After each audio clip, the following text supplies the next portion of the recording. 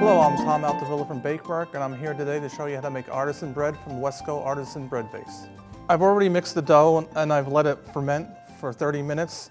And that's one of the characteristics of an artisan bread.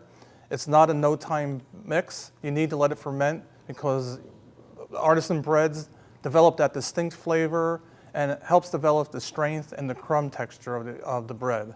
So you need to let it ferment. You can't work on it right away. Another characteristic of an artisan style bread, it's very slack, so we want to be gentle with the dough. We don't want to be rough when we round it up or shape the breads. I'm going to make a few different shapes here, and I'm going to start by scaling at 1 pound 4 ounces. Since these breads aren't going to go in pans, they're probably going to lose 3 to 4 ounces of water weight in the oven.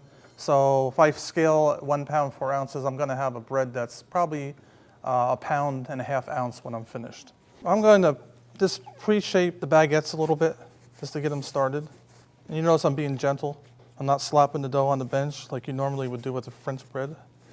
So I'm going to set these aside, keep them covered so they don't develop a skin.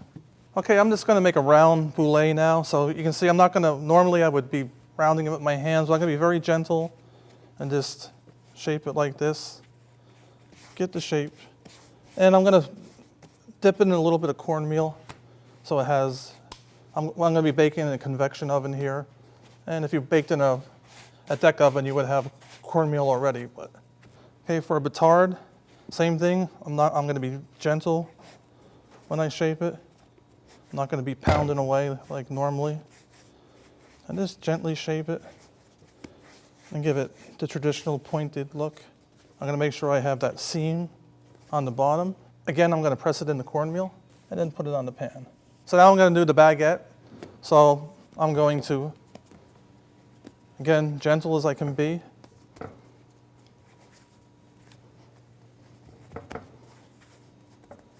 Then I'm just going to gently roll it out. This one, I don't want to force it. So this one, if I roll it out the length I want, I'll have to force it. So what I'm going to do, I'm just going to set it aside for 5 minutes and let it rest.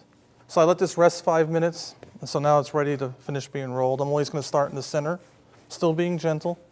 And the nice thing about working with artisan bread, it doesn't have to be exactly uniform because you want a little bit of that rustic or handmade look. I'm going to just make the ends a little pointy. And as always, I'm going to look for my seam, make sure that's on the bottom, dip it in the cornmeal, and then put it on its pan. Okay, our bread's done proofing, so now it's time to garnish and score it. One nice garnish is rice flour, so I'm just going to go like this. And the one thing nice about rice flour is it's not going to burn in the oven like regular flour would or wheat flour would. And I'll put some seeds on top of this one.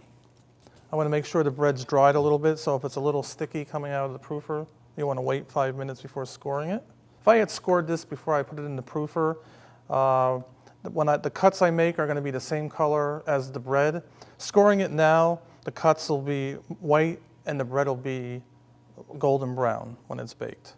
So I'm going to take my knife, I'm going to have it at an angle like this, and I'm just going to score it like this. I'm going to score it fairly deep.